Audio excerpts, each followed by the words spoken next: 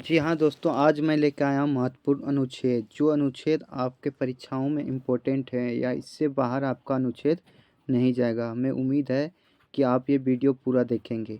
तो जो आप एसएससी जीडी के एग्ज़ाम में अभी भर भर के इससे क्वेश्चन पूछे जा रहे हैं, तो आप अनुच्छेद को देख के जाएंगे और ये मात्र 5 से 7 मिनट का वीडियो होगा। तो चलिए स्टार्ट करते हैं। अनुच्छेद 1 संघ एवं राज्य क्षेत्र से संबंधित है। अनुच्छेद 2 नए राज्यों का प्रवेश एवं स्थापना। अनुच्छेद 2 नए राज्यों का प्रवेश एवं स्थापना। अनुच्छेद 3 राज्य का निर्माण एवं सीमाओं के नाम में परिवर्तन। फिर अनुच्छेद 5 है नागरिकता। नेक्स्ट क्वेश्चन देखते हैं। अनुच्छेद 6 है भारत आने वाले व्यक्तियों को नागरिकता। जो भारत आ जाते हैं व्यक्ति, उसकी नागरिकता। अनुच्छेद 6 है पाकिस्तान जाने वालों को नागरिकता। जो लोग पाकिस्तान चले जाते हैं उसे नागरिकता अनुच्छेद 7 के तहत मिलती है। अनुच्छेद 8 है भारत के बाहर रहने वाले व्यक्तियों को नागरिकता। जो व्यक्ति भारत के लेकिन बाहर में जाके नागरिकता ले लिए हैं और वो फिर भारत में नागरिकता लेना चाहते हैं तो अनुच्छेद 8 के तहत ले सकते हैं। अनुच्छेद 9 में विदेशी राज्य की नागरिकता लेने पर नागरिकता का ना होना। यानी यदि आप इस देश के नागरिक हैं और आप यूएसए चले गए या तो कोई अदर देश चले गए, तो आप यदि वहाँ की नागरिकता ले लिए हैं तो यहाँ की नागरिकता स्वतः खत्म हो जाती है। आगे देखते हैं अनुच्छेद में। अनुच्छेद है नागरिकता के अधिकारों का बना रहना। यदि नागरिकता हम लोग हैं तो नागरिकता का अधिकार का बना रहना, यह अनुच्छेद 10 के तहत है। अनुच्छेद 11 संसद द्वारा नागरिकता के लिए कानून का विनियमन यानी वो बदलाव कर सकती है, यह अनुच्छेद 11 के तहत कहा गया है। अनुच्छेद 12 है राज्य की राजभाषा। अनुच्छेद 12 है राज्य की राजभाषा। हमें पता होना चाहिए कि हिंदी राजकीय भाषा के रूप में वर्णित है, ना कि राष्ट्रीय भाषा के रूप में, इसलिए बोला है अनुच्छेद 12 राज्य की परिभाषा। अनुच्छेद 13 मूल अधिकारों का असंगत या अल्पीकरण करने की वाली विधियाँ। अनुच्छेद 14 ये बहुत ही इंपॉर्टेंट है। अनुच्छेद 14 विधि के समझ समानता, ये पूछा जाता है। अनुच्छेद 15 धर्म जाति लिंग पर भेदभाव का प्रतिरोध। तो 14 और 15 ज़्यादातर ध्यान दीजिएगा। विधि के समझ समानता अनुच्छेद 14 और धर्म जाति लिंग पर भेद का प्रतिरोध अनुच्छेद 15। नेक्स्ट क्वेश्चन देखेंगे अनुच्छेद 16। अनुच्छेद 16 नियोजन में अवसर पाने की समानता। जो हमें नौकरी पाने की समानता है, यह अनुच्छेद 16 के तहत हमें मिला है। अनुच्छेद 17 अस्पृश्यता का अंत। अनुच्छेद 18 उपाधियों का अंत। अनुच्छेद 19 वाक की स्वतंत्रता, वाक यानी बोलने की स्वतंत्रता। ये सारे इंपॉर्टेंट हैं, इसलिए आप इसको ध्यान से पढ़िएगा। अनुच्छेद 16 नियोजन में अवसर पाने की समानता। अनुच्छेद 17 अस्पृश्यता का अंत। अनुच्छेद 18 उपाधियों का अंत। अनुच्छेद 19 बोलने की स्वतंत्रता यानी वाक की स्वतंत्रता। अनुच्छेद 20 अपराधियों के दोष सिद्धि के संबंध में संरक्षण। अपराधियों के दोष सिद्धि के संबंध में संरक्षण। नेक्स्ट देखते हैं कौन सा अनुच्छेद है।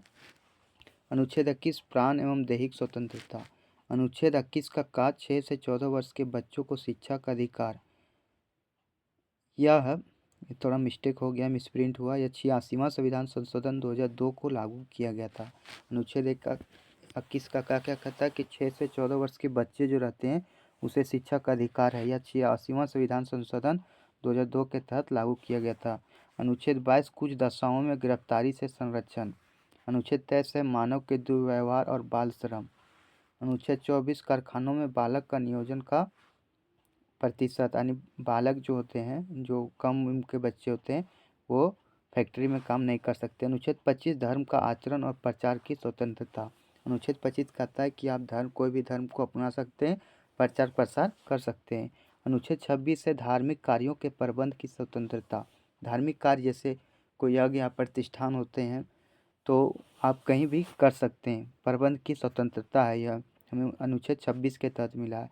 अनुच्छेद 29 कहता है अल्पसंख्यक वर्गों के हितों का संरक्षण। जो अल्पसंख्यक हैं, जिसकी जनसंख्या कम है, हमारे यहाँ अल्पसंख्यक के रूप में सिख हैं। तो नेक्स्ट देखते हैं अनुच्छेद 30 क्या कहता है शिक्षा संस्थाओं की स्थापना। अनुच्छेद 30 कह रहा है कि शिक्षा संस्थाओं की स्थापना और प्रशासन करने का अल्पसंख्यक वर्गों का अधिकार है। अनुच्छेद 30 कह रहा है कि यह अनुच्छेद 32 यहाँ से है। अनुच्छेद 30 कह रहा है कि शिक्षा संस्थानों की स्थापना करना है और प्रशासन करने का अधिकार है, मतलब अल्पसंख्यक वर्गों का अधिकार। अनुच्छेद 32 से अधिकारों को परिवर्तन कराने के लिए उपचार। अनुच्छेद 32 वही बोलते हैं कि सुप्रीम कोर्ट रिट जारी कर सकती है, तो इससे याद रखते हैं। अनुच्छेद 40 ग्राम पंचायतों का संगठन है। अनुच्छेद 48 से कृषि और पशुपालन संगठन। या गौ हत्या पर रोक अनुच्छेद 48 के तहत है। कृषि पशुपालन और यहाँ पर्यावरण भी कहा जाए तो उसमें हो जाएगा 48 में। 48 का खा गा है, इस तरह से है। आगे है अनुच्छेद 49, तो राष्ट्रीय स्मारकों स्मारक स्थानों और वस्तुओं का संरक्षण। अनुच्छेद 49 के तहत हम कोई भी सरकारी संस्थाओं को तोड़ फोड़ नहीं सकते हैं, उसका संरक्षण करना हमारा एक मौलिक कर्तव्य है। अनुच्छेद 51 हो गया अंतर्राष्ट्रीय शांति। अनुच्छेद 51 का क्या हो गया, मौलिक कर्तव्य, जो 42वां संविधान संशोधन 1976 के तहत जोड़ा गया था। अनुच्छेद 52 हो गया भारत का एक राष्ट्रपति होगा। अनुच्छेद 52 कहता है कि भारत का एक राष्ट्रपति होगा। अनुच्छेद 53 राष्ट्रपति के पास कार्यपालिका शक्ति होगी। अनुच्छेद 53 क्या कहता है कि राष्ट्रपति के पास कार्यपालिका शक्ति होगी। अनुच्छेद 61 कहता है राष्ट्रपति का महाभियोग। राष्ट्रपति का जो महाभियोग लगता है, राष्ट्रपति को हटाने की प्रक्रिया को ही महाभियोग कहा जाता है, यह अनुच्छेद 61 के तहत है। अनुच्छेद 63 हो गया उपराष्ट्रपति, भारत का एक उपराष्ट्रपति होगा, यह अनुच्छेद 63 के तहत हो गया। अनुच्छेद 72 हो गया क्षमादान शक्ति राष्ट्रपति द्वारा क्षमादान की शक्ति कितना है, अनुच्छेद 72 के द्वारा। अनुच्छेद 76 हो गया महान्यायवादी। अनुच्छेद 79 हो गया संसद। तो ये सारे जितने भी अनुच्छेद हम आपके सामने डिस्कस कर रहे हैं, ये सारे इम्पोर्टेंट अनुच्छेद हैं, तो कृपया इसको देख के जाएं। एक बार में तो याद नहीं होंगे, कृपया 2 से 3 बार इस वीडियो को ज़रूर देखें। नेक्स्ट देखते हैं, अनुच्छेद 80 है राज्यसभा। अनुच्छेद 80 है राज्यसभा। अनुच्छेद 81 है लोकसभा। अनुच्छेद 105 है संसदीय विशेषाधिकार। तो 79, 80 और 81 हो गया सरला, इससे आज रख सकते हैं सरला से। तो 7 से हो गया संसद, रा से राज्यसभा, ला से लोकसभा। 79, 80 और 81। अनुच्छेद 105 संसदीय विशेषाधिकार। अनुच्छेद 108 संयुक्त अधिवेशन में। अनुच्छेद 110 वित्त विधेयक या तो धन विधेयक हो गया। अनुच्छेद 112 वार्षिक वित्तीय विवरण। अनुच्छेद 123 राष्ट्रपति अध्यादेश जारी कर सकता है। नेक्स्ट क्वेश्चन देखेंगे। नेक्स्ट क्वेश्चन क्या करा है, अनुच्छेद 124 सुप्रीम कोर्ट। अनुच्छेद 124 क्या है, एक सुप्रीम कोर्ट है। अनुच्छेद 129 सुप्रीम कोर्ट एक अभिलेख न्यायालय है। अनुच्छेद 129 क्या कहता है, सुप्रीम कोर्ट एक अभिलेख न्यायालय है। अनुच्छेद 148 CAG यानी कंट्रोलर एंड ऑडिटर जनरल। आगे अनुच्छेद 153 राज्यपाल हो गया। अनुच्छेद 161 गवर्नर की क्षमादान की शक्ति हो गया। अनुच्छेद 165 महाधिवक्ता हो गया। अनुच्छेद 168 विधानमंडल हो गया। विधानमंडल में दोनों आ जाते हैं, विधानसभा और विधान परिषद। तो अनुच्छेद 168 के तहत विधानमंडल आ गया। नेक्स्ट क्वेश्चन देखते हैं। नेक्स्ट जो अनुच्छेद है वो क्या कहता है, अनुच्छेद 202 राज्यों के लिए वार्षिक वित्तीय विवरण। राज्यों के लिए वार्षिक वित्तीय विवरण कितना है, 202 में। 213 है राज्यपाल का अध्यादेश। राज्यपाल का अध्यादेश कितना है, 213। और राष्ट्रपति का अध्यादेश है अनुच्छेद 123। अनुच्छेद 226 है हाई कोर्ट रिट जारी कर सकता है। अनुच्छेद 226 के तहत हाई कोर्ट रिट जारी कर सकता है, और आर्टिकल 32 के तहत क्या, सुप्रीम कोर्ट रिट जारी कर सकता है। अनुच्छेद 239 केंद्र शासित प्रदेश हो गया।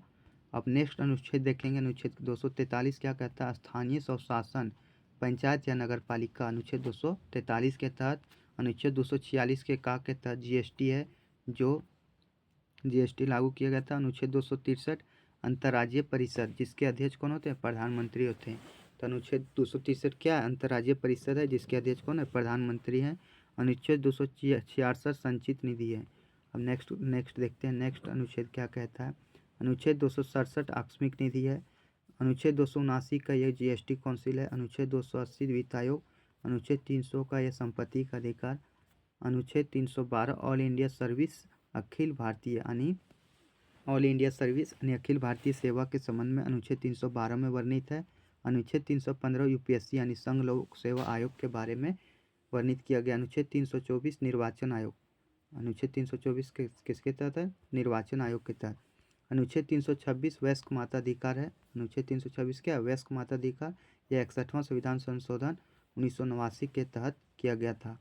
अनुच्छेद 330 लोकसभा में SC ST का आरक्षण, मतलब 330 के तहत क्या है, लोकसभा में SC ST का आरक्षण हो गया। नेक्स्ट क्वेश्चन देखेंगे। अनुच्छेद 331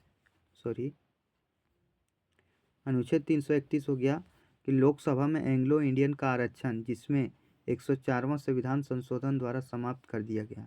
क्या हो गया, लोकसभा में एंग्लो इंडियन का आरक्षण हुआ, जिससे 104वां संविधान संशोधन द्वारा समाप्त भी कर दिया गया, जो पहले था लेकिन अब ये नहीं है, इसे 104वां संविधान संशोधन के द्वारा समाप्त कर दिया गया। तो ये भी हमारे लिए बहुत ही इम्पोर्टेंट क्वेश्चन है।